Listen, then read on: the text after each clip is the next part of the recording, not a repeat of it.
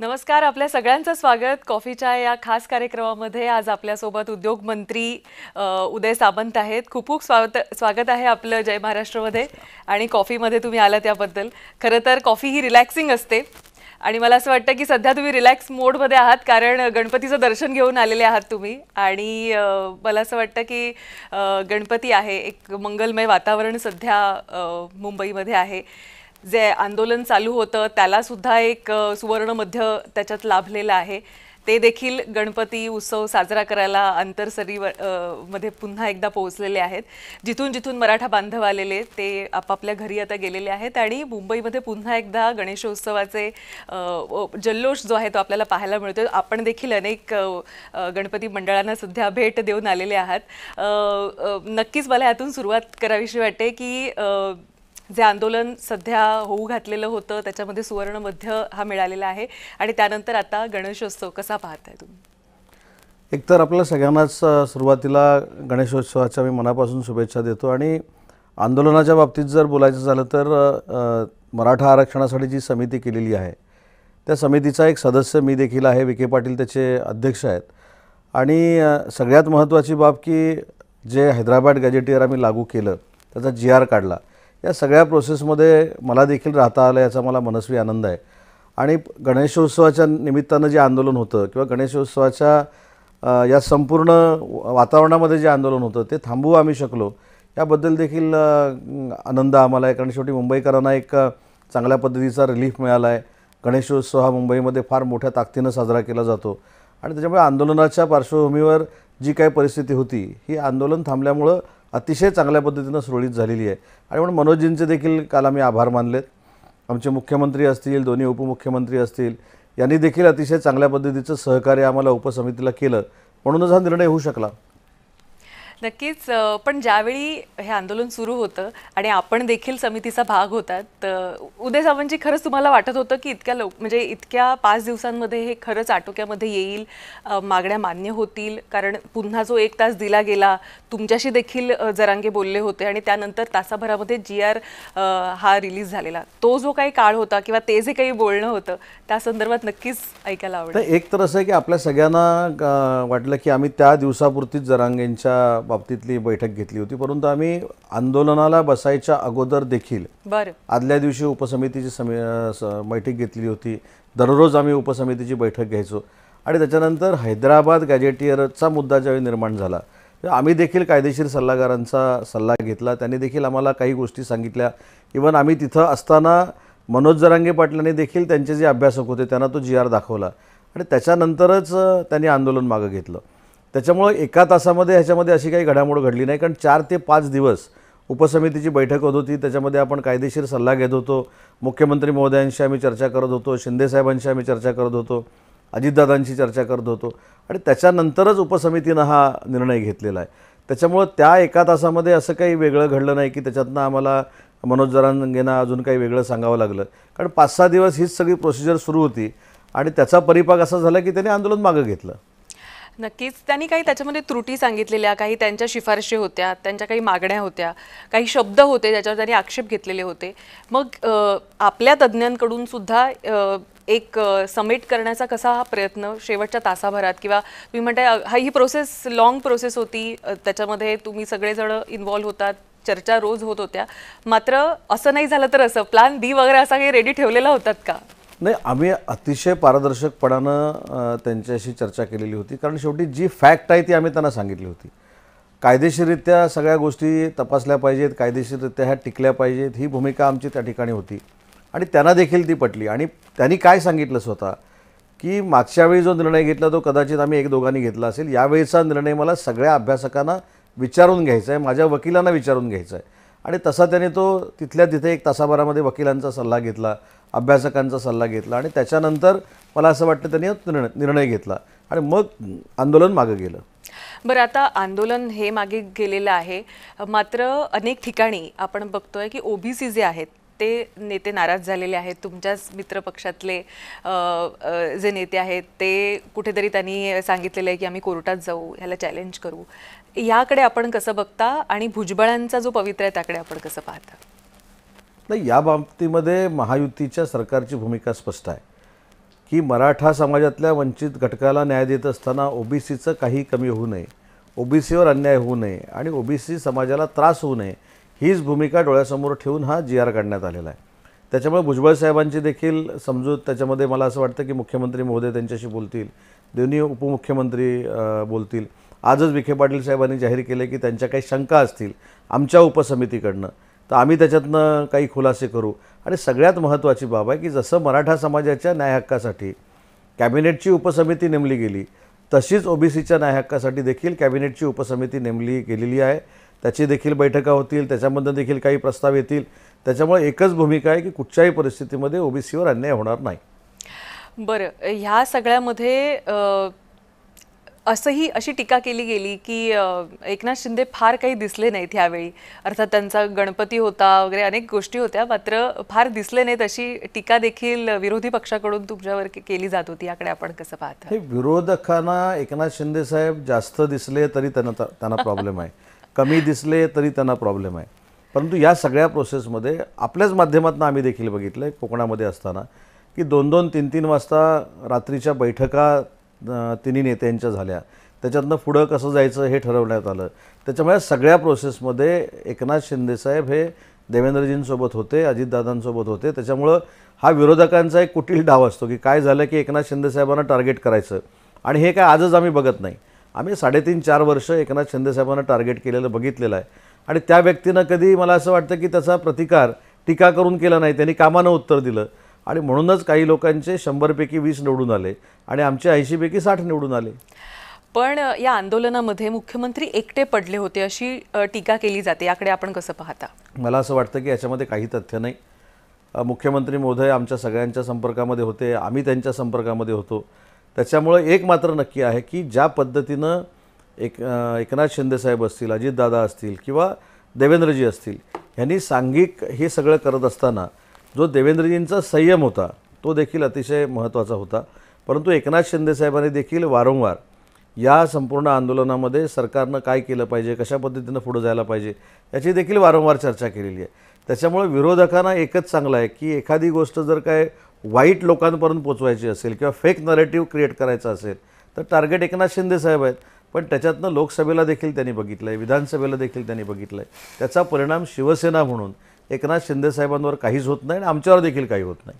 पण जिथे एकीकडे टीकाकार म्हणत होते की फडणवीस हे एकट्यानं हे सगळं आंदोलन जे आहे ते त्याला एकट्याने सामोरे जात आहे आणि ज्यावेळी आंदोलनाला यश प्राप्त झालं त्याचं श्रेय देखील त्यांनी टीकाकारांनी असं सांगितलं की आम्ही एरवी टीका करतो मात्र यावेळी आम्ही पूर्ण श्रेय हे फडणवीसांना देतोय, हा विजय फडणवीसांचा आहे.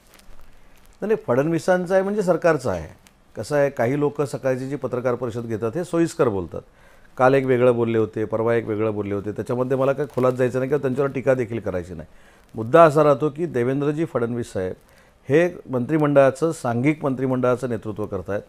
त्याच्यामध्ये एकनाथ शिंदेसाहेब देखील आहेत, अजितदादा देखील आहेत. त्याच्यामुळे स्वतः मुख्यमंत्री महोदयांनी, स्वतः उपमुख्यमंत्री दोन्ही महोदयांनी स्पष्ट सांगितलेलं आहे की आम्ही एकामेकाच्या सल्ल्यानं, एकामेकाच्या चर्चेतनंच प्रश्न सोडवतो आणि त्या चर्चेतनंच प्रश्न सुटले म्हणून माझ्यासारख्याची उपसमितीवर नेमणूक झाली ना. आणि उपसमितीवर फक्त भाजपाचे आमदार असते किंवा भाजपाचे मंत्री असते तर मी समजू शकलो असतो कोणाला तरी श्रेय घ्यायचं आहे. पण जसं विखे पाटील साहेब अध्यक्ष आहेत तसं मी असेन, शंभूराज देसाई साहेब असतील, दादासाहेब भुसे असतील, आम्ही शिवसेनेचे 3 मंत्री त्या समितीवर आहोत. त्याच्यामुळं असं काही नाही की कोणाला कुठं डावललं गेलं. जर डावलायचं असतं तर आम्हाला 3 मंत्र्यांना घेतलंच नसतं.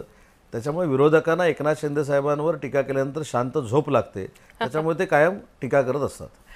बरं, आता आंदोलन करते जे आहेत ते स्वतः खुश आहेत. इनफॅक्ट जय महाराष्ट्राशी बोलताना त्यांचे जे प्रतिनिधी आहेत त्यांनी देखील हे मान्य केलेलं आहे की आमच्या ज्या मागण्या होत्या त्या सगळ्या पूर्ण झालेल्या आहेत. आता प्रश्न राहतो तो फक्त ओबीसींचा, तर त्यासाठी देखील उपसमिती स्थापन झालेली आहे, त्यांच्या अनेक डिमांड्स आहेत. हे सगळं बघता खरं तर आज आम्ही असाही प्रश्न एका चर्चासत्रामध्ये उपस्थित केला होता की 16% जे आरक्षण होतं ते मात्र टिकू शकलं नाही, आणि ते जर टिकलं असतं तर कदाचित हे दिवस नसते पाहावे लागले. त्याच्यामध्ये हा देखील एक प्रश्न आणि विचार केला पाहिजे की जे सुरुवातीलाच आरक्षण देवेंद्रजी फडणवीस साहेबांच्या सरकारमध्ये दिलं होतं, देवेंद्रजी फडणवीस साहेब मुख्यमंत्री असेपर्यंत ते टिकलं, आणि काही मंडळी नंतर सत्तेमध्ये आल्यानंतर ते मुख्यमंत्री आल्यानंतर लक्ष दिलं न दिल्यामुळं ते टिकू शकलं नाही. हा देखील एक विचार प्रत्येकाने केला पाहिजे. पण त्याच्यानंतर 10% आरक्षण हे एकनाथ शिंदे साहेबांनी देऊन दाखवलं, आणि त्याच्यानं देखील भरत्या सुरू आहेत, त्याच्यानं देखील अनेक गोष्टी 10%तनं होत आहेत. त्याच्यामुळं मला असं वाटतं की देवेंद्रजींनी ह्या आरक्षणाची सुरुवात केलेली होती, त्याच्यावर ज्यावेळी ते कोर्टातनं रद्द झालं त्यावेळी पुन्हा एकदा एकनाथ शिंदे साहेबांनी ते आरक्षण देऊन दाखवलं, आणि आता पुन्हा एकदा महायुतीच्याच सरकारनं हैदराबाद गॅजेटियर लागू करण्याचा निर्णय घेतला. बरं, आता हे सगळं चालू असताना थोडंसं मी वेगळ्या विषयाकडे येते. विषय असा आहे की तुमच्या खात्याचा. खरं तर तुम्ही आणि देवेंद्रजी हे डावोसला गेलेले आम्ही पाहिले, अनेक करार साईन झालेले पाहिले, ते त्यातले कितीचे पूर्णत्वास आलेत हे देखील आम्हाला जाणून घ्यायचे, आणि असे कुठले ड्रीम प्रोजेक्ट्स आहेत राज्याच्या दृष्टीनं जिथं तुम्ही विशेषतः काम करताय आणि तुम्हाला असं वाटतं की याचा फायदा. मी तर अनेक वेळा आता पत्रकार बंधू भगिनींना हेच सांगतो की तुम्ही एक, आता आम्ही जशी उपसमिती तयार करतो तशी तुम्ही एक कमिटी तयार करा, आणि ती कमिटी तयार करून तुम्ही गडचिरोलीला माझ्याबरोबर चला, चंद्रपूरला चला, नागपूरला चला, अमरावतीला चला, नाशिकला चला, माझ्या रत्नागिरीमध्ये चला, आणि आम्ही जे MOU केले त्याची अंमलबजावणी झाली की नाही हे आपण तुम्ही स्वतः बघू शकता. आजकाल होतंय कसं की काही लोक खोटं बोलतात पण रेटून बोलतात, त्याची ब्रेकिंग होते, पण आम्ही कदाचित हे प्रेझेंट करायला कमी पडत असो की आम्ही नक्की काय केलंय. त्याचं एक साधं उदाहरण सांगतो की गडचिरोली हा जिल्हा आहे, हा काही दिवसापूर्वीपर्यंत तो नक्षलीस्ट डिस्ट्रिक्ट आहे अशा पद्धतीची भूमिका आपल्या सगळ्यांना माहिती होती. पण देशातला आता तो स्टील हब होतोय, त्याच्यामुळे तिथं उद्योजक निर्माण करणारा किंवा उद्योगाला चालना देणारा जिल्हा म्हणून आता गडचिरोली जिल्ह्याकडे बघायला जाणार आहे. आणि औद्योगिक समतोल हा प्रत्येक विभागामध्ये राहिला पाहिजे. म्हणजे कोकण असेल, पश्चिम महाराष्ट्र असेल, आपलं MMR रिजन असेल, खानदेश असेल, पूर्व विदर्भ असेल, पश्चिम विदर्भ असेल, या सगळ्या ठिकाणी औद्योगिक समतोल राहिला पाहिजे. या पद्धतीनं आम्ही काम करतो आहे, आणि मला सांगताना मनापासूनचा आनंद आहे की जे MOU आम्ही 3 वर्षामध्ये केले त्याच्या अंमलबजावणीचा रेशो हा 75 ते 80% आहे. हे मी तुम्हाला पुराव्यानिशी सिद्ध करू शकतो. क्या बात आहे. आता जेव्हा कोकणाचा विषय येतो, तुम्हाला असं वाटतं का की तुम्ही कोकणातले सुपुत्र आहात, इंडस्ट्री मिनिस्टर आहात, आणि गेली अनेक वर्ष राजकारणात आहात, हे सगळं पाहता कोकणामध्ये इंडस्ट्री आणणं हे किती चॅलेंजिंग आहे असं वाटतं का तुम्हाला? कोकणा बाकी कुठेही दुनियेच्या प्रांतामध्ये इंडस्ट्री आणणं हे फार सोपं आहे, परंतु कोकणामध्ये इंडस्ट्री आणणं हे फार अवघड होतं असं आपण म्हणूया. पण कोकणातल्याच लोकांनी त्याला छेद दिला. आज रत्नागिरी जिल्ह्यामध्ये MOU झालेले 30,000 कोटीचे प्रकल्प हे रत्नागिरी जिल्ह्यामध्ये आलेत. कोका कोलासारख्या कंपनीचं प्रोडक्शन रत्नागिरीमध्ये सुरू झालं आहे. आपण जे रेल्वेमधनं फिरतो त्याचे बर्थ असतात ते बनवण्याचा कारखाना देखील रत्नागिरीमध्ये सुरू होतो आहे. त्याच्यामुळं अनेक पॉलिसी आता आम्ही नव्या करतो, त्याच्यामध्ये कोकण देखील आम्ही इन्क्लूड केलेलं आहे. त्यामुळे मला मनापासून समाधान आहे की थोडीफार संघर्षाची प्रवृत्ती आमची कोकणवासियांची आहेच. संघर्षापेक्षा मला वाटतं कोकण संवर्धनासाठी अधिक नाही, कोकण संवर्धन ह्याच्यामध्ये सगळ्याच बाबतीमध्ये झाला पाहिजे. आता मुंबई गोवा महामार्ग आहे, आपण म्हणताना असं म्हणतो की मुंबई गोवा महामार्गावर सगळीकडे खड्डे पडलेले आहेत, पण कुठेही तसं नाही आहे. 21 किलोमीटरची लेंथ फक्त आम्ही पूर्ण करणं शिल्लक ठेवलेली आहे. त्याच्यामुळे पुढच्या वर्षी तुम्हीच मला इथं बोलवल्यानंतर सांगाल की आता रत्नागिरीला जायला फक्त 4 तास लागतात आणि सिंधुदुर्गाला जायला 5 तास लागतात. ही वेळ तुमच्यावर येणार आहे, परंतु काही गोष्टी महाराष्ट्रावर आणावी. नक्की. आणि दुसरी महत्त्वाची गोष्ट अशी आहे की मुंबई गोवा महामार्गाला खड्डे पडले याचा अर्थ होतो की 354 किलोमीटरला खड्डे पडले, पण तशी वस्तुस्थिती नाही आहे. 4.5-5 किलोमीटरमध्ये रस्त्याची फार वाताहत झालेली आहे. त्याच्याबद्दल देखील दुमत असण्याचं काही कारण नाही. काही ठेकेदार आम्हाला वाईट भेटले म्हणून अशा पद्धतीची तिथं रचना आजही आपल्याला दिसते. पण नक्की मी विश्वासानं सांगतो की मुंबई गोवा महामार्ग पुढच्या गणपतीला कोकणवासियांना, म्हणजे आता त्याला आपण चाकरमानी म्हणू, कोकणकर म्हणू, कोकणवासीय म्हणू, यांना दिलासा देणारा ठरेल. आणि मी सांगितलेलं 3.5 ते 4 तासामध्ये पनवेलवरनं आम्ही रत्नागिरीला पोचू आणि पुढे 1.5 तासामध्ये सिंधुदुर्गामध्ये पोचू. खरं तर आपला आवाका हा केवळ कोकणापुरता नाही आहे. आपण संबंध महाराष्ट्रामध्ये फिरत आहात, इंडस्ट्रीज अनेक ठिकाणी रोजगार निर्मिती करत आहात.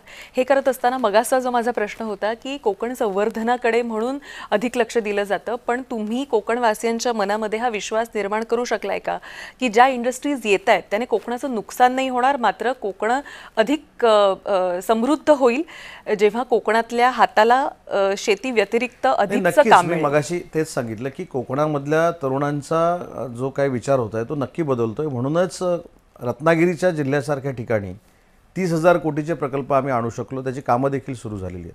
आणि कोकण संवर्धन हे पर्यटनातनं देखील होऊ शकतं, कोकण संवर्धन हे विकासात्मक देखील होऊ शकतं. आणि अजून एक आपल्या सगळ्यांसाठीच आनंदाची बाब आहे की युनेस्कोनं जागतिक काही स्थळं जाहीर केली 12, त्याच्यामध्ये 11 किल्ले हा आपल्या महाराष्ट्रातले आहेत आणि त्या 11पैकी 4 कोकणातले आहेत. त्याच्यामध्ये रायगड आहे, रत्नागिरी जिल्ह्यातला सुवर्णदुर्ग आहे, विजयदुर्ग आहे, सिंधुदुर्ग आहे. त्याच्यामुळं पर्यटनाचं पोटेन्शियल देखील कोकणामध्ये फार मोठ्या ताकदीचं आहे आणि त्याचा देखील चांगला उपयोग करून पर्यटक आमच्याकडे येतील आम्ही प्रयत्न करतो. बरं, थोडा राजकारणाचा जर विषय घेतला गेला तर कोकण कसा बहुआयामी आहे, त्यामुळे आणि आपण कोकणातले आहात म्हणून अर्थात हा विषय येणं स्वाभाविक आहे की भाजपचे प्रदेशाध्यक्ष रवींद्र चव्हाण हे देखील कोकणातलेच आहेत. प्रदेशाध्यक्ष पद सांभाळल्यानंतर अनेक नेते भाजपमध्ये जातील असा एक ऑरा तयार केला गेला होता किंवा त्याची चर्चा देखील होती. आता वैभव खेडेकर पण जाणारच आहेत. इथे देखील आपल्याला भाजप आणि शिवसेनेमध्ये चढाओढ दिसते.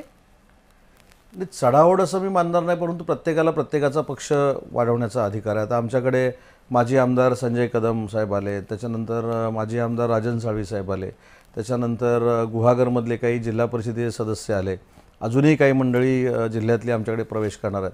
त्याच्यामुळे महायुती जरी असली तरी प्रत्येकजण प्रत्येकाचा पक्ष वाढवतोय, त्याच्यामुळे दुःख असण्याचं काही कारण नाही. फक्त एकच महत्त्वाची गोष्ट आहे की राजकारणाच्या पलीकडे जाऊन आम्ही महायुती म्हणून विचार करतोय हे देखील कोकणामध्ये आम्ही सगळ्यांनी, म्हणजे रवींद्र चव्हाण असतील, नारायणराव राणे असतील, निलेश राणे असतील, नितेश राणे असतील, आता माझे बंधू देखील आमदार आहेत ते असतील, मी असेन, योगेश कदम असतील, शेखर निकम असतील, यांनी दाखवून दिलं आहे.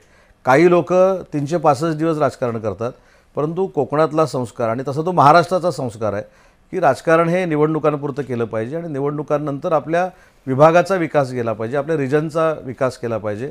हे धोरण डोळ्यासमोर ठेवून आम्ही काम करतोय. बरं, जसं मी आता रवींद्र चव्हाणांचं नाव घेतलं तशी एक चढाओढ असं कायम म्हटलं जातं की तुमच्यात आणि नितेश राणेंमध्ये देखील आहे, त्याबद्दल नक्कीच जाणून घ्यायला आवडेल. नाही, मी कोकणच्या नेत्याच्या रेसमध्ये नाही आहे. मी अनेक वेळा सांगितलं की मी माघार घेतलेली आहे कोकणच्या आणि मी नाही पण आहे, मला त्या कॉम्पिटिशनमध्ये यायचं नाही. आणि दुसरं, नितेश राणे पण चांगलं काम करतात, पण त्यांच्यामध्ये आणि माझ्यामध्ये मला असं वाटतं की त्यांची 3री टर्म आहे, माझी 5वी टर्म आहे. त्याच्यामुळं कॉम्पिटिशन आमच्यामध्ये असू शकत नाहीत. त्यांचे सगळ्यांचे राणे कुटुंबाशी अतिशय जवळचे देखील संबंध आहेत. त्याच्यामुळे त्यांच्या म्हणजे ते मला कदाचित स्पर्धक मानत असतील नसतील मला माहीत नाही, परंतु मी काही त्यांना स्पर्धक मानत नाही. मी माझ्या पद्धतीनं काम करतो आहे. ज्याला कोणाला कोकणचा नेता व्हायचं आहे त्याला कोकणचा नेता होऊ दे, ज्याला कोणाला मुंबईसह कोकणचा नेता व्हायचं आहे त्याला मुंबईसह कोकणचा नेता होऊ दे, आणि ज्यांना कोणाला महाराष्ट्राचा नेता व्हायचं आहे त्यांना महाराष्ट्राचा नेता होऊ दे. मी कोकणच्या सेवेसाठी काम करतो आहे आणि कोकणच्या जनतेसाठी काम करतो. बरं, मला असं वाटतं पक्षप्रवेश हा जेव्हा विषय येतो तेव्हा मला वाटतं सगळ्यात अधिक पक्षप्रवेश हे तुमच्याच पक्षात झालेले आहेत गेल्या म्हणजे असं मला असं वाटतं की मीडियामध्ये नेहमी पहिला एक मेसेज येतो सकाळी की आज हा पक्षप्रवेश होतोय. तुम्ही कसं पाहता या पक्षप्रवेशांकडे जो पॅन महाराष्ट्र होतोय? नाही, आपल्याला देखील सगळ्यांना माहिती आहे की 2.5 वर्षामध्ये शिंदे साहेबांनी स्वतःची प्रतिमा फक्त मुख्यमंत्री म्हणून बनवली नाही, तर एक सर्वसामान्य नेता, सर्वसामान्य कार्यकर्ता राज्याचा मुख्यमंत्री झाल्यानंतर कशा पद्धतीनं वागतो तो प्रत्येकाला घरचा वाटतो. आणि जे बाकीच्या पक्षातले देखील आहेत जे ज्यावेळी विचार करतात की मला फ्युचर कुठं करायचं आहे, तर एकनाथ शिंदे साहेबांसारख्या सर्वसामान्य निर्माण झालेल्या नेत्याच्या पक्षामध्ये करायचं आहे. त्याच्यामुळे त्यांच्याबद्दलचं आकर्षण आहे. आणि म्हणून मी आज जबाबदारीने सांगतो, मी पण काही भाग तो बघतो प्रवेशाचा. आजही आमच्याकडे जवळजवळ 150, 200 याद्या ह्या प्रवेशाच्या प्रलंबित आहेत. बरं, त्याच्यामुळं प्रवेशाचा ओघ हा महायुतीमध्येच आहे आणि त्याच्यातल्या त्यात जास्त एकनाथ शिंदे साहेबांच्या शिवसेनेमध्ये आहेत, हे कोणी नाकारू शकणार नाही. आणि म्हणूनच काही लोकांचा जळफळाट होतो. काही लोकांना जी पोटदुखी आहे आणि त्या पोटदुखीवर उपाय म्हणून शिंदेसाहेब आमचे कायम सांगतात की यांच्या पोटदुखीवर मी आपला दवाखाना सुरू केला आहे मोफत, हे तिथे जावं आणि पोटदुखीवर औषध घ्यावं. त्याच्यामुळे ही पोटदुखी फक्त मला असं वाटतं की जलसी आहे, त्यांच्याबद्दलची एक ते मोठे होत आहेत याच्याबद्दलचा फार मोठा पोटसूळ आहे. पण विरोधक जरी काही म्हणत असले तरी एकनाथ शिंदेसाहेबांचं नेतृत्व हे आता सर्वमान्य झालेलं आहे. बरं, हे सगळं होत असताना आपण पाहिलं गेल्या काही काळामध्ये एकनाथ शिंदे यांच्या दिल्ली वाऱ्या फार वाढलेल्या आणि जेव्हा जेव्हा एकनाथ शिंदे दिल्लीला जातात ते नाराज आहे असं एक अभिप्रेत असतं, म्हणजे अंडरलाईन असतं ते. नाही, मी याचं विश्लेषण बघा एका 2 वाक्यांमध्ये करतो. एक तर दिल्ली किंवा दरे. नाही, दरे त्यांचं गावच आहे आणि ते स्वतः, मी दिल्लीचं पहिलं विश्लेषण करतो माझ्या पद्धतीने. ज्यावेळी दिल्लीला एकनाथ शिंदेसाहेब जातात त्यावेळी पंतप्रधान नरेंद्र मोदी साहेबांच्या खुर्चीला खुर्ची लावून बसतात, अमित शहा साहेबांच्या खुर्चीला खुर्ची लावून बसतात, नड्डा साहेबांच्या खुर्चीला खुर्ची लावून बसतात. परंतु एकनाथ शिंदेसाहेब दिल्लीला गेले म्हणून ज्यांना त्रास होतो ते ज्यावेळी दिल्लीमध्ये जातात त्यावेळी ते 6व्या रांगेमध्ये बसून पिक्चर बघतात. त्याच्यामुळं हा दिल्लीतला फरक आहे. ते म्हणतात मी उशिरा झालेलो. नाही, ठीक आहे, उशिरा आले तरी 6व्या, पण एकनाथ शिंदेसाहेब जेव्हा उशिरा येतात तेव्हा त्यांना बाजूचं स्थान दिलं जातं आणि काही लोकांना उशिरा आल्यानंतर 6व्या रांगेतलं स्थान दिलं जातं. हे दिल्लीनं आणि अख्ख्या महाराष्ट्रानं बघितलेलं आहे. मला त्यांच्यावर पण टीका करायची नाही, परंतु सारखं एकनाथ शिंदेसाहेबांवर टीका करायची. दराला गेल्यानंतर नाराज होऊन गेले म्हणून सांगायचं. मी तुम्हाला अगदी प्रामाणिक त्यांच्याबरोबर राहणारा म्हणून एक सहकारी सांगतो, त्यांच्या चेहऱ्यावर मी आजपर्यंत, तुम्हाला कधी नाराजी दिसते काय दिसते मला माहीत नाही, पण कधीही ते दुसऱ्याचा द्वेष किंवा दुसरा मोठा झाला म्हणून त्याचा द्वेष करायचा अशी भूमिका त्यांची नसते. आणि अजून एक मी तुम्हाला सांगतो, कदाचित ही तुम्हाला आश्चर्याची गोष्ट वाटेल, 3.5 वर्षापूर्वी जो उठाव झाला त्या उठावानंतर, म्हणजे मी जबाबदारीनं सांगतो आणि कसंही मी प्रूव्ह करून देऊ शकतो की ज्या ज्यावेळी आम्ही देखील त्यांच्या गाडीमध्ये असतो त्यांनी कधीही पूर्वीच्या कुठच्या नेत्यांवर टीका केली, जे सकाळी त्यांच्यावर टीका केली त्यांचं नाव घेऊन काही गाडीमध्ये बोललेत, असं कधीही झालेलं नाही. त्याच्यामुळे त्यांचं मनाचं मोठेपणा किती आहे बघा. ते कधीही अशी चर्चा पण करत नाहीत आणि म्हणून ते चर्चा करत नाहीत, ते किंमत देत नाहीत, म्हणून काही लोकांना राग येतो. बरं, तुम्ही उठावाचा विषय काढला, थोडं विचारते की शिंदेंनी उठाव केल्यानंतर तो जो काळ होता की तुम्ही हा निर्णय घेतलात की आता तुम्हाला शिंदेंसोबत जायचं आहे, तेव्हा नेमकी काय मानसिकता होती आणि असा ट्रिगर पॉईंट कुठला होता? कारण जितकी मला माहिती आहे, मला असं म्हणजे सांगण्यात आलं होतं किंवा मला काही सोर्सेसनी कळवलेलं होतं की तुम्ही मातोश्रीवर उपस्थित होतात, बैठक अटेंड केली आणि त्यानंतर तुम्ही शिंदेंकडे गेला. मी 4 दिवस होतो ना. पण नेमकं काय घडलं होतं की असा ट्रिगर पॉईंट कुठला होता की आता बस, आता मी पुढच्या बैठकीला नाही, आता पुढची बैठक तिकडे? शिवसेनेच्या कार्यकारिणीच्या बैठकीला देखील मी शिवसेना भवनमध्ये होतो. माझी त्यावेळी देखील भूमिका होती की शिंदे साहेबांसारखा एक मास लीडर शिवसेना सोडून जातोय, त्यांच्याबरोबर 17, 18, 20, 25, मी जाईपर्यंत 33 गेले होते, जात आहेत, त्यांना आपण थांबवणं गरजेचं आहे. याच्यामध्ये काही लोकांना इच्छा होती की एकनाथ शिंदे साहेबांना थांबवायची, पण काही लोकांना अंतर्गत 100% मान्य नव्हतं की एकनाथ शिंदे साहेबांनी परत यावं. त्याच्यामुळे हे सगळी भूमिका कळल्यानंतर कार्यकर्त्याला थांबवण्याचीच भूमिका नसेल तर तिथं राहून काय उपयोगाचं नाही, ही भूमिका मी घेतली. अजूनही काही गोष्टी झाल्या त्या मी काही जाहीरपणानं बोलत नाही, परंतु मी निर्णय घेतला आणि मी निर्णय घेताना असं कुठेही झालं नाही. मी वेळ मागितली होती, मला वेळ पहिली दिली नाही, परंतु मी शिवसेनेच्या कार्यकारिणीला उपस्थित राहून मग मी गुवाहाटीला गेलो. मग त्यानंतर फोन आले, त्यानंतर बरेच शोधाशोध आले ना, फोन आले. त्याच्यानंतर जोपर्यंत मी महाराष्ट्र बॉर्डर क्रॉस करत नव्हतो तोपर्यंत फोन होते, पण ज्यावेळी सगळ्यांच्या लक्षात आलं मी महाराष्ट्र बॉर्डर क्रॉस केली आणि सुरतला मला विमानात बघितलं त्यावेळी सगळ्यांचे फोन बंद झाले. त्यामुळे आता पाखरं परत येणार नाही तसं कन्फर्म झालेलं होतं तोवर. हां, नक्कीच. ह्या सगळ्यामध्ये आता तुमचे आणि तसे तुम्ही मितभाषी आहात, तुमचे मला वाटतं सगळ्याच पक्षातल्या सगळ्याच नेत्यांशी चांगले संबंध आहेत, अगदी व्यवस्थित संबंध आहे. असं असताना ते उद्धव ठाकरेंशी देखील चांगले होते. ह्या सगळ्यानंतर कधी असा योग आला की उद्धव ठाकरेंशी काही बोलणं किंवा काही जुन्या कुठल्या गोष्टींवरून चर्चा? तुम्हाला खरं तर आश्चर्य वाटेल की ज्या दिवशी मी उठाव केला, साहेबांबरोबर गेलो, त्या दिवसापासून आजच्या दिवसापर्यंत तुम्ही माझा मोबाईल चेक करावा, मी कधीही त्यांच्याशी संभाषण केलं नाही. बरं, इव्हन आदित्यजींबरोबर देखील संभाषण केलं नाही. सभागृहामध्ये ज्यावेळी आदित्यजी प्रश्न विचारतात आम्ही त्याला उत्तर देतो, त्यांच्यावर बोलण्याची संधी मिळते त्यावेळी बोलण्याचा प्रसंग येतो, परंतु उद्धवजींबरोबर सभागृहामध्ये ज्यावेळी आम्ही भेटतो त्यावेळी समोरासमोर येतो, पण बोलण्याची संधी मिळाली नाही.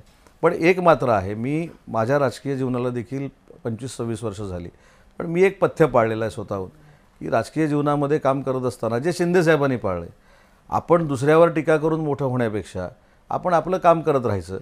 जे आपल्यावर टीका करतात त्यांना टीका करू दे, त्यांना समाधान जर त्याच्यात वाटत असेल, एखाद्याची बेइज्जती केल्यामुळे वाटत असेल, एखाद्याची बदनामी केल्यामुळे वाटत असेल आणि त्याच्यामध्ये त्यांना काहीतरी भूषण वाटत असेल तर त्यांनी ते करावं.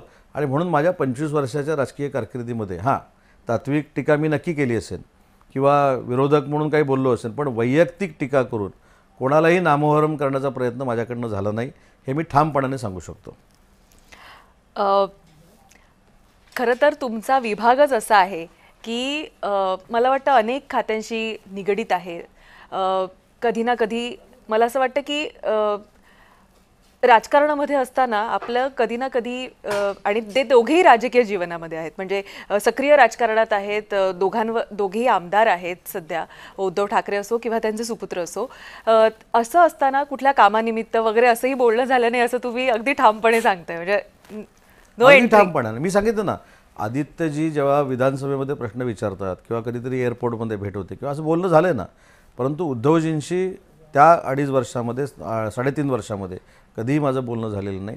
परंतु माझं असं मत आहे की आम्ही ज्या पद्धतीनं एकनाथ शिंदे साहेबांच्या नेतृत्वाखाली काम करतो त्याच्यामुळे आम्ही आमचं काम करतो, आम्ही आमच्या जिल्ह्याचा विकास करतो, आम्ही महाराष्ट्रासाठी उद्योग आणण्याचा प्रयत्न करतो. त्याच्यामुळे तिथं टीका करून स्वतःचं समाधान करून घेण्यापेक्षा आपण काम करत राहिलं पाहिजे, ही आमची भूमिका आहे. आता तुम्ही शिवसेना आणि ज्या पद्धतीनं तुम्ही प्रत्येक गोष्टीमध्ये शिंदेंच्या सोबत असता, हे सगळं पाहत असताना मधल्या काही काळामध्ये आपण पाहिलं की शिंदेंच्या पक्षाचे मंत्री, तुमच्याच पक्षाचे अनेक मंत्री हे वादात सापडलेले होते. तो काळ कसा होता, तो टॅकल करणं हे किती कठीण जात होतं, कारण अधिवेशन चालू होतं.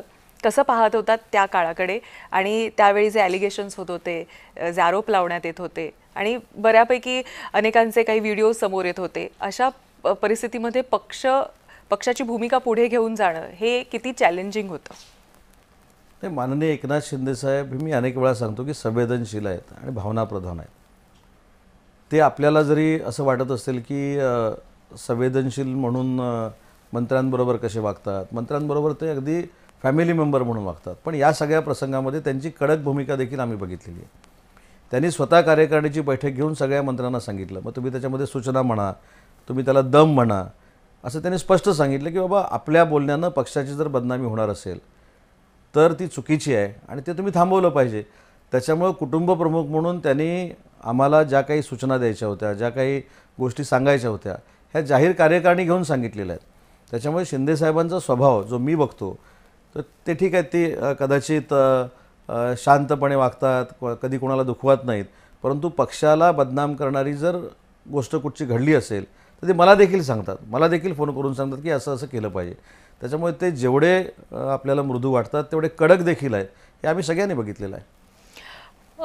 एक जो प्रश्न आहे तो राज्यातल्या MIDCचा देखील एक महत्त्वाचा प्रश्न आहे, आणि त्याच्यामध्ये आपण बघितलं आहे की मधल्या काही काळामध्ये काही तक्रारी देखील आल्या होत्या, परकीय दूतावासातून देखील काही तक्रारी आल्या होत्या, आणि हे सगळं थांबवण्यासाठी आणि एक ट्रान्सपरंट बिझनेस करण्यासाठी म्हणून कुठल्या पद्धतीचे प्रयत्न आपल्याकडून केले जातात? बघा, आता मैत्री पोर्टल देशात पहिल्यांदा महाराष्ट्रामध्ये सुरू आहे, ज्याच्याकडे परवानग्यांसाठी आता अधिकाऱ्यांकडे जायची गरज नाही, मंत्र्यांकडे यायची गरज नाही. कालच मिलाप नावाचं आम्ही एक ॲप आणलं, त्याच्यामध्ये आता जागा मागायला देखील मंत्र्याकडे यायची आवश्यकता नाही, घरात बसल्या आपल्याला जागा मिळणार आहे तर त्या क्रायटेरियामध्ये आपण बसलो तर. आणि आजच मी तुमच्याकडे येताना दुपारी आम्ही 7 ते 8 पॉलिसींचं मी प्रेझेंटेशन घेऊन आलो, जे आता पुढच्या भविष्याच्या 15 दिवसामध्ये आम्ही लॉन्च करतो आहे. त्याच्यामुळे उद्योजकांना जेवढं चांगलं मार्गदर्शन करता येईल, जेवढं चांगलं सुलभ सगळ्या गोष्टी करून देता येतील, हा आमचा प्रयत्न आहे आणि त्याच्यामध्ये महाराष्ट्र राज्य हे नक्की अग्रेसर आहे. मला असं वाटतं गेल्या वेळी जेव्हा डाओसचे पण जेव्हा करार चालू होते, करार करणं म्हणजे ज्या पद्धतीनं महाराष्ट्र पुढे जातोय त्यामुळे तो अट्रॅक्ट करतोच आहे.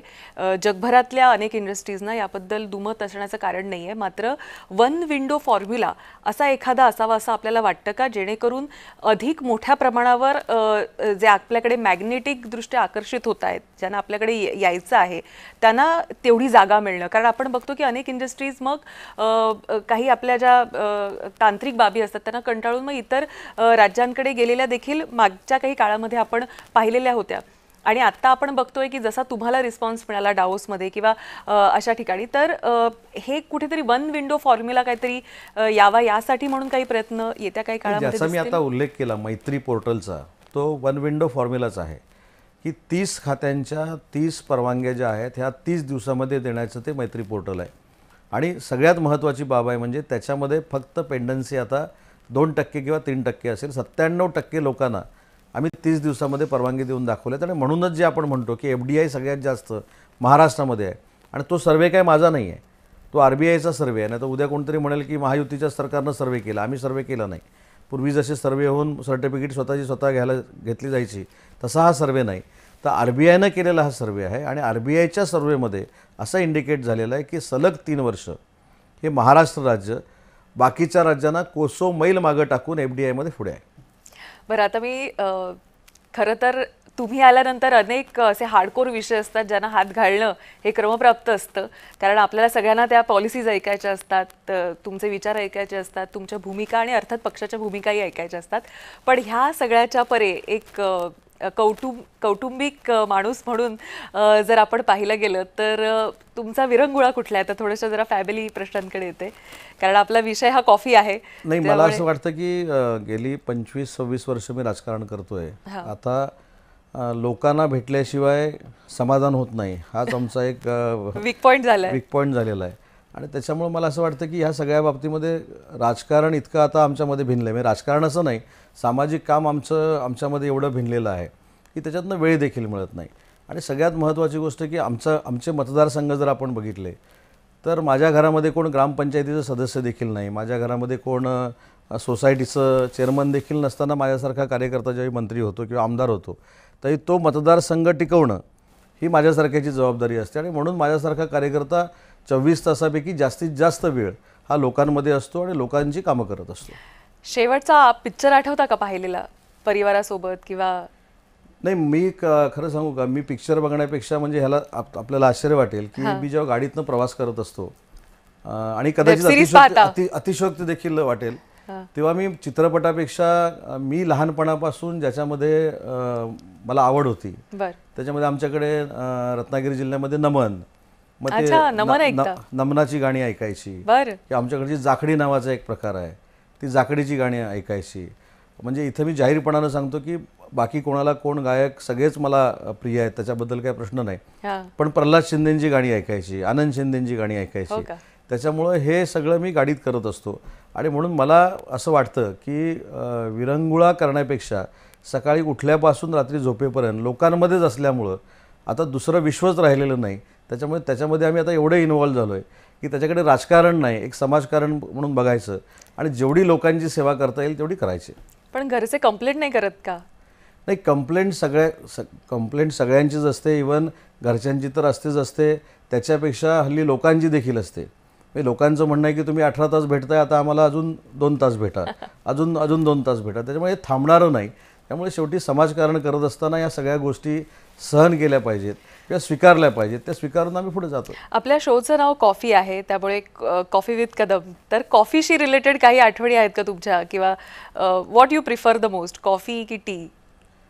आणि काय म्हणजे तसं तर मी दोन्ही. आणि बनवता का चहा वगैरे? मी चहा सुद्धा उत्कृष्ट बनवतो, कॉफी देखील उत्कृष्ट बनवतो. पण चहा देखील मी लिमिटेड पितो आणि कॉफी देखील मी लिमिटेड पितो. मला असं काही लोकांना जे ॲडिक्ट असतात, चहा घेतलाच पाहिजे, कॉफी घेतलीच पाहिजे, ब्लॅक टी घेतलीच पाहिजे, असं काही माझं नाही आहे. पण मी दोन्ही चांगल्या पद्धतीनं बनवू शकतो. आणि एक नक्कीच विचारायला आवडेल की तुम्ही कायम लँड क्रुझरमधून आम्हाला जाताना दिसता, तर त्या गाडीविषयी म्हणजे स्पेसिफिक ओव्हरऑल गाड्यांचं कलेक्शन किंवा गाड्यांबद्दल तुमच्या मनात किंवा तो एक आवड आहे, छंद आहे? नाही, मी आधी एक स्पष्ट सांगतो की उद्योगधंदा सुरू करून मी गाडी घेतलेली आहे. त्याच्याबद्दल जातच नाही. राजकारणात आल्यानंतर मी गाडी घेतलेली नाही. आणि हे सगळं श्रेय मी माझ्या वडिलांना देतो, कारण माझ्या वडिलांनी. तुम्ही उद्योगातून राजकारणात आलाय ह्याची कल्पना मला वाटतं की सगळ्यांनाच आहे. दुसरी महत्त्वाची गोष्ट की ह्याचं सगळं श्रेय मी माझ्या वडिलांना का देतो, तर त्यांनी ज्या स्ट्रगलमधनं बिझनेस सुरू केला आणि त्यांची सुरुवातीपासून ज्यावेळी ते छोटे एक कॉन्ट्रॅक्टर म्हणून काम करायचे त्यावेळी त्यांची एक इच्छा असायची की माझ्या घरामध्ये विदेशी गाडी असली पाहिजे, माझ्या घरामध्ये चांगली गाडी असली पाहिजे. हे त्यांनी बघितलेलं स्वप्न होतं आणि ते त्यांनी त्यांच्या स्ट्रगलनं पूर्ण करून दाखवलं. आणि म्हणून आजही माझी तर ती गाडी जी आपण बघता ती आजही RD सामंत कॉन्ट्रॅक्टर्स प्रायव्हेट लिमिटेडच्याच नावावर आहे आणि ते त्यांचं स्वप्न होतं. आता दुसरी महत्त्वाची गोष्ट आहे की अशा गाड्या असताना देखील त्यांचं देखील एक वागणं आहे की ते सगळ्यात छोट्या गाडीतनं फिरतात. बरं. म्हणजे एवढ्या गाड्या असताना देखील, पण तो त्यांचा प्रयत्न आहे, त्यांनी केलेले कष्ट आहेत आणि त्यांच्या कष्टामुळंच आज राजकारणामध्ये मी देखील जो उभा आहे तो त्यांचा आमच्या जिल्ह्यामध्ये असलेला संपर्क, तालुक्यामध्ये असलेला संपर्क आणि त्यांनी केलेले कष्ट आणि त्यांनी केलेल्या कष्टामुळंच मी त्या LC मधनं फिरतो. तुमच्या बाबतीत नेहमी एक म्हटलं जातं की तुम्ही शिंदेचे आहात पण तुम्ही भाजपचेही आहात आणि तुम्ही फडणवीसांच्या जवळचे आहात. ह्या गोष्टीकडे अर्थात ही कुजबूज तुमच्यापर्यंत देखील आलीच असेल, याकडे आपण कसं पाहता? नाही, पहिली How you गोष्ट take it? राजकीय मी 100% एकनाथ शिंदेंचाच आहे. ज्या माणसानं उद्योग विभागासारखं मोठं खातं माझ्यासारख्या कार्यकर्त्याला दिलं, माझ्यावर विश्वास टाकला, एक जवळचा सहकारी म्हणून माझ्यावर ते ज्या पद्धतीनं प्रेम करतात, त्याच्यामुळे शिंदेसाहेबांनी राजकीय माझी ओळख खरी तर महाराष्ट्राला करून दिली. उद्योग विभाग माझ्याकडे आला, त्यांनी माझ्यावर जबाबदारी टाकली, संघटनेचं माझ्यावर जबाबदारी टाकतात म्हणून उदय सामंत महाराष्ट्राला कळतो. परंतु माझे संबंध सगळ्यांचेच चांगले आहेत. म्हणजे देवेंद्रजी तर आहेच आहे, कारण 2004ला मी ज्यावेळी आमदार झालो तर आमच्या अगोदर देवेंद्रजी सभागृहामध्ये आले होते आणि त्याच्यामुळे तो राजकीय प्रवास माझा स्वतः देवेंद्रजींनी बघितलेला आहे. आता तुम्ही असं म्हणाल की परवा मी 8 दिवसापूर्वी शरद पवार साहेबांना भेटून आलो म्हणजे परत तिकडे चालला की काय, हा शेवटी ही सगळी सूत्रांची माहिती असते. पण एक मात्र नक्की आहे की मी सगळ्यांचे संबंध चांगले ठेवलेले आहेत आणि याचं कारण मी मगाशी जो मुद्दा तुम्हाला सांगितला की माझ्या 25 वर्षाच्या राजकीय कारकिर्दीमध्ये मी कोणाची वैयक्तिक बदनामी की वैयक्तिक टीका किंवा एखाद्याला नामोहरण करण्यासाठी वाईट चाल कुठं खेळलो हे अजिबात केलं नसल्यामुळे माझ्या सगळ्यांचीच मैत्री आहे. मला वाटतं तो कोकणाचा प्लस पॉईंट आहे असं म्हणायला लागेल, कारण ना कोकणामध्ये वैयक्तिक रायव्हरी ही कंपॅरेटिव्हली कमी पाहायला मिळते. नक्कीच नक्कीच नक्कीच. पण हे सगळं पाहत असताना मधल्या काळामध्ये आपण फार ऐकत होतो की राजकारणाचा स्तर खालावतोय. आजही ज्या पद्धतीची टीका केली जाते, मग ती सकाळची टीका असो किंवा त्यानंतरची उत्तर असो, जे काही असो, पण कुठेतरी राजकारणाचा स्तर हा खालावतोय आणि त्यामुळे सामान्य माणूस जो आहे तो राजकारणाकडे तितका आकर्षित होत नाही. याकडे आपण कसं बघता? आणि हे वातावरण जे गढूळ झालं, मला तर याची भीती अशी वाटते की आमच्या पुढची पिढी जी आहे, म्हणजे आमच्या पुढची इन द सेन्स आता जी कॉलेजला असणारी पिढी आहे, त्यांच्याबद्दलचा मनात विचार आल्यानंतर त्यांची भावना राजकारण्यांबद्दल काय होत असेल. कारण राजकारण्यांचा संघर्ष, राजकारण्यांचे कष्ट किती लोकांना माहिती आहेत मला माहीत नाही, परंतु पुढच्या पिढीपर्यंत हे जर टी व्हीवरनं सारखं अशा पद्धतीनं ऐकायला मिळालं किंवा जातीमध्ये तेढ निर्माण होणाऱ्या गोष्टी जर आपल्याला ऐकायला मिळाल्या तर भविष्यामध्ये तरुण पिढी जी राजकारणामध्ये येणार आहे ती यायची थांबेल अशी भीती नक्कीच वाटते. आणि म्हणून तरुण पिढीला आमच्यासारख्याने देखील आम्ही जातनिहाय जे राजकारण करतो, धर्मनिहाय जे राजकारण करतो, हे करून उपयोगाचं नाही. कारण मी ज्यावेळी कॉलेजला होतो, मी ज्यावेळी शाळेमध्ये होतो, तेव्हा माझ्या बेंचवर कुठच्या जातीचा कुठच्या धर्माचा मुलगा बसला आहे मला माहीत देखील नव्हतं. आणि असं शिक्षण घेतलेलं असताना आपण ज्यावेळी हे जाती धर्माचं राजकारण करून पक्षांमध्ये काम करायला लागतो, हे पुढच्या पिढीच्या दृष्टीनं घातक आहे. पिढ्यानपिढ्या हे संघर्ष असेच राहतील. आणि म्हणून आपल्या माध्यमातून मला भावी पिढीला देखील विनंती करायची की या सगळ्यापासून दूर राहून आपण जसे कॉलेजमध्ये किंवा शाळेमध्ये सर्व धर्म सर्व जाती एकत्र होत्या तशा पद्धतीनं आपण वागलं पाहिजे. हा माझा सल्ला नाही, पण ही माझी विनंती आहे. तुमचे बंधू राजकारणात आहेतच, पण तुम्हाला वाटतं का की तुमच्या पुढच्या पिढीनं यावं आणि त्यासाठी म्हणून आपण काही असे प्रयत्न करावे की त्यांना कम्फर्टेबल वाटेल, की त्यांना राजकारणात यावंसं वाटेल? कारण आता तुम्ही त्या पदावर आहात की जिथं राजकारण म्हणजे केंद्रस्थानी आहात आणि असं असताना अनेक गोष्टी तुमच्या हातात आहेत, तुम्हाला ॲक्सेस आहे, अनेकांशी अनेक चांगले संबंध आहेत. कुठेतरी हा स्तर जरा या पिढीनं मेंटेन करण्याची आवश्यकता आहे का? ज्याचं कर्तृत्व आहे त्यानं मोठं व्हावं.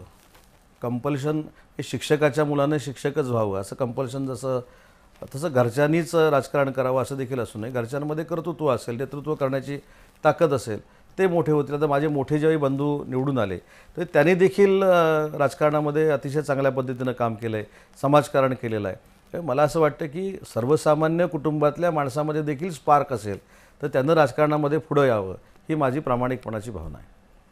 नक्कीच. त्यामुळे राजकारणाचा स्तर हा सुधारला पाहिजे, सामान्य माणूस हा राजकारणाकडे आकर्षित झाला पाहिजे आणि राजकारणामध्ये येऊन काहीतरी नवीन आपण करू शकतो, विकास घडवू शकतो असं कुठेतरी वाटणं हे आवश्यक आहे. नाहीतर समाजच पुढे घडणार नाही, समाजाचा विकास होणार नाही. आज तुम्ही इथं आलात, आम्हाला वेळ दिलात, त्याबद्दल आपले अनेक धन्यवाद.